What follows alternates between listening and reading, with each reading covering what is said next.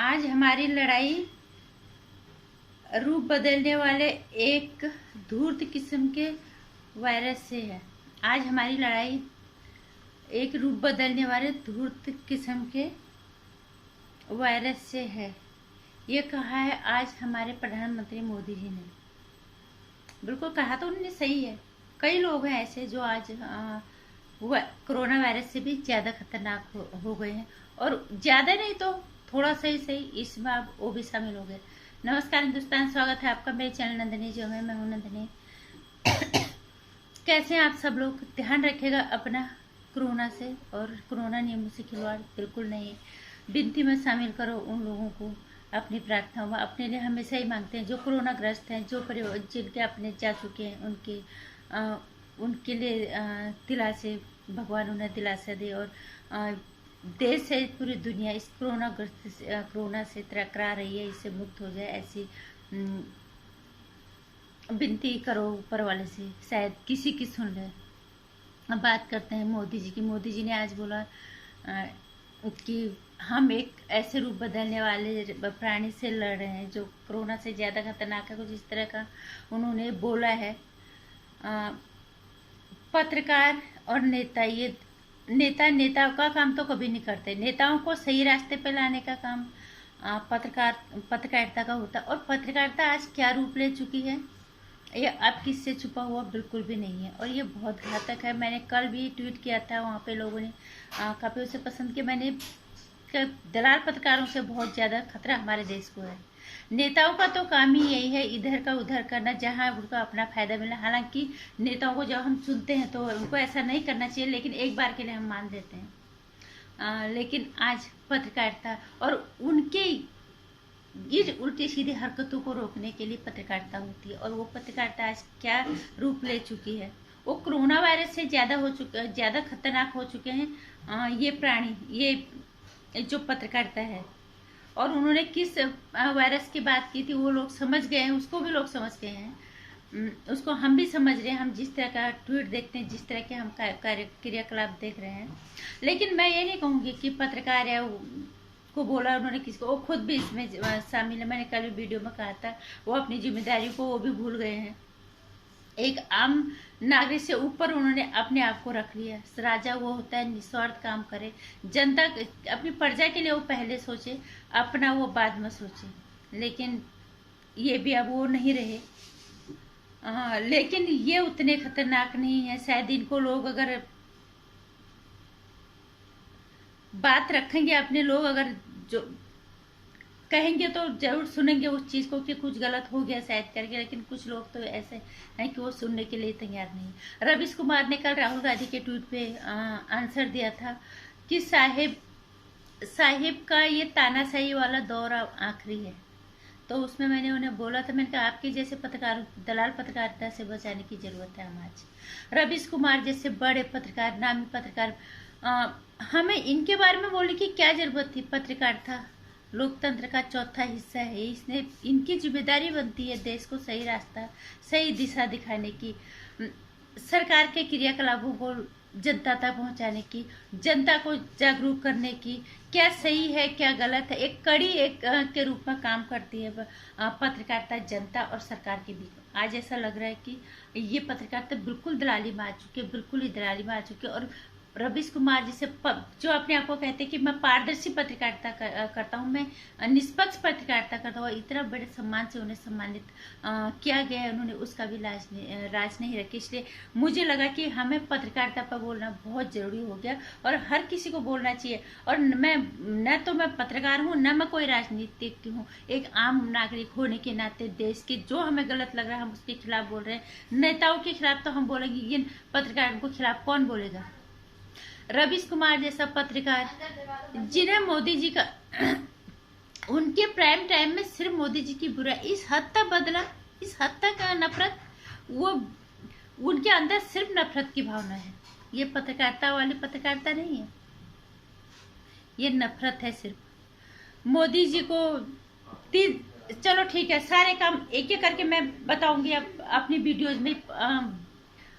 रवीश कुमार जी की पत्रकारिता के रंग, वो अपने आप को कितने बड़े पत्रकार कह रहे, उन्होंने जब 370 हटा था, उन्होंने उसका भी समर्थन नहीं किया था। उन्होंने ये बोला था, कहीं पे मैंने सुना था कि 370 पे वो बाप भी अपने बच्चों को ड्राइंग रूम में बैठ के उपदेश कानून समझाते हैं जिन्हें कानून का खुद नहीं पता।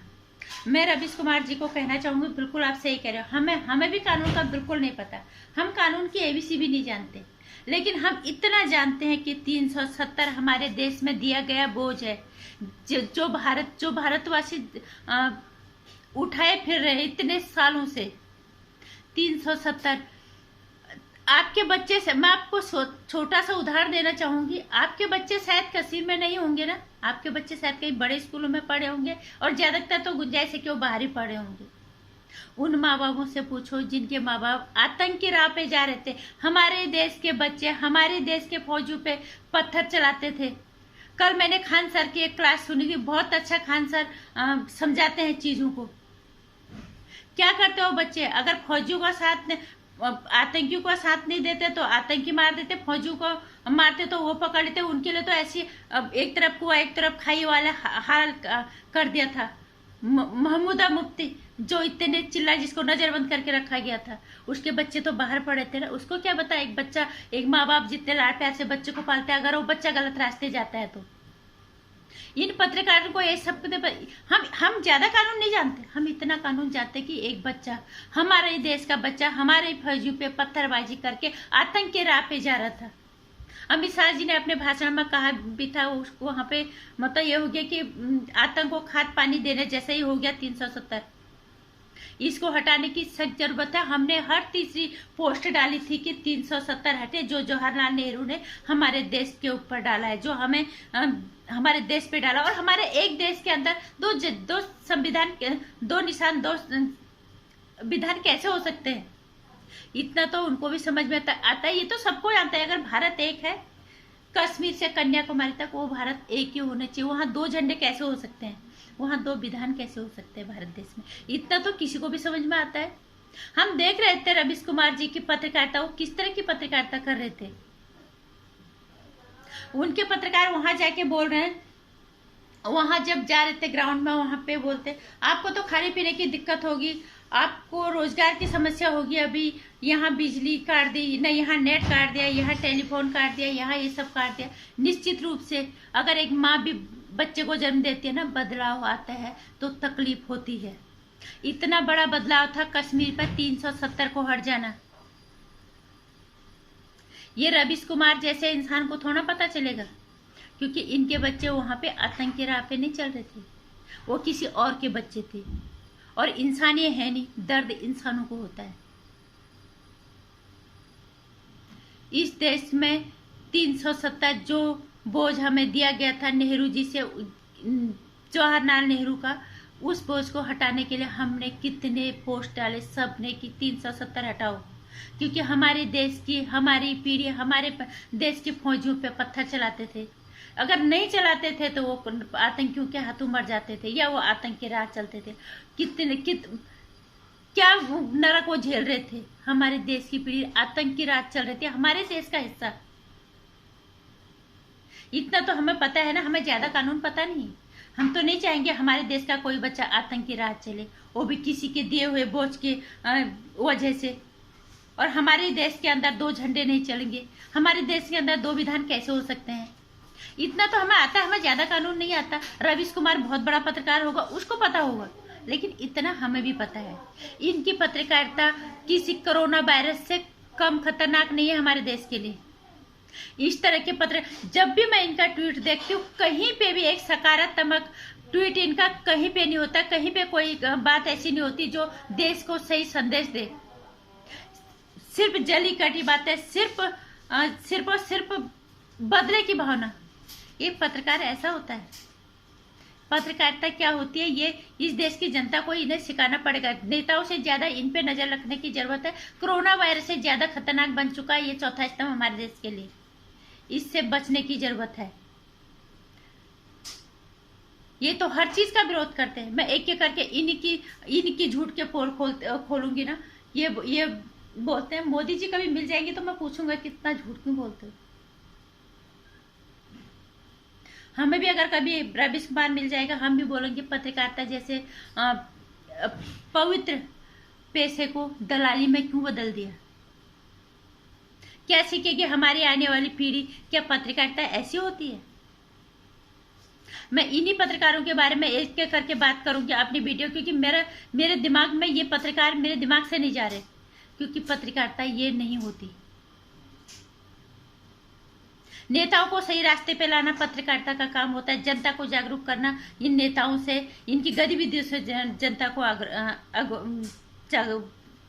अवगत करवाना इन नेताओं, इन पत्रकारों का काम हो गया। लेकिन ये पत्रकारिता के उस दलदल में ये घुस चुके हैं जहां ये हमारे देश को बिल्कुल ही गर्त में ले जाएंगे। मैं हर बार यही कहती हूँ, इसलिए इनसे बचना बहुत जरूरी है। मैंने कल भी इससे ट्वीट इसका आंसर दिया था कि आपके जैसे दलाल पत्रकारों से हमारे देश को बचने की जरूरत है। अब 370 का कानून हमें ज्यादा नहीं पता, लेकिन 370 हमें पता है कि 370 घातक था हमारे देश की पीढ़ी के लिए। हमारे देश में, एक देश में 2 निशान, 2 विधान, 2 झंडे हमें स्वीकार थे ही नहीं, क्योंकि वो हमारा था तो हमारा हो गया। इसीलिए हमने वोट दिया बीजेपी की कि 370 हटे यहाँ से, क्योंकि कश्मीर से कन्याकुमारी तक वो भारत देश का हिस्सा है। और हमारे कश्मीर की जो पीढ़ी है, जो हमारे बच्चे हैं, वो भी एक सही रास्ते पे चले। जैसे हमारे बच्चे सही रास्ते पे चले, जैसे हम अपने बच्चों को शिक्षा दीक्षा देते, उनको भी उतना ही अधिकार है। ये दलाल पत्रकारिता, क्योंकि इनकी दलाली वहां से भी थोड़ा कम हो गई होगी अब, इसलिए उन्हें 370 में भी दिक्कत हो रही थी कि 370 क्यों हट गया। तुम्हें खाने पीने की दिक्कत हो रही है, तुम्हें तुम्हारा रोजगार नहीं हो रहा, दिक्कत तो होगी भैया। बदलाव जब हमारा देश आजाद हुआ था, जब 2 देश अलग, जब पाकिस्तान अलग हुआ था, तब कितनी दिक्कत हुई होगी, कितनी परेशानियों का सामना लोगों ने किया होगा। इस पत्रकार को कोई बताएगा ये चीज? ये सिर्फ शक्ल से नहीं, ये सोच से भी घटिया इन सब पत्रकार है। मुझे आज तक भी कहीं से भी नहीं लगा कि इसकी पत्रकारिता कहीं से भी किसी सम्मान के लायक है। एक दिन आने वाली पीढ़ी इस पे थूकेगी, जिस तरह की पत्रकारिता ये करता है। ये राहुल गांधी को पता नहीं किस हिसाब से लगता है कि हम बार बार कहते हैं नहीं मोदी जी पसंद, कोई बात नहीं, लेकिन तुम राहुल गांधी को किस हिसाब से हमारे देश का नेतृत्व देने की बात करते हो? उसके अंदर कौन सी ऐसी काबिलियत है? उसके ट्वीट तो कोई भी नॉर्मल आते, आप तो इतने पढ़ते हो, रोज पढ़ते हो, रोज लोगों से मिलते हो, हम भी अंदाजा लगाते हैं किस तरह का वो ट्वीट करता है, किस तरह की उसकी सोच है।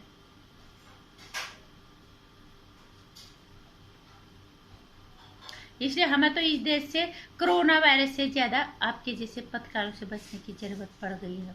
और मैं सारे नागरिकों को, देश की जनता को एक ही बात कहना चाहूंगी कि इनके जैसे पत्रकार, चाहे वो मेन स्ट्रीम मीडिया के अंदर बैठा है, चाहे वो बाहर बैठा है, वो जो भी है, और एक अभी और भी है इसका चेला जो कहता है एनडीटीवी सच्चाई का मंदिर है, ध्रुव राठी, वो भी है। तो इस तरह के लोगों की विचारधारा को रोकना बहुत जरूरी है, नहीं तो ये कोरोना से ज्यादा खतरनाक हो जाएंगे हमारे देश के लिए। कोरोना से तो हम लड़ लेंगे, इनसे लड़ना बहुत मुश्किल हो जाएगा, इसलिए इनको रोकना बहुत जरूरी है।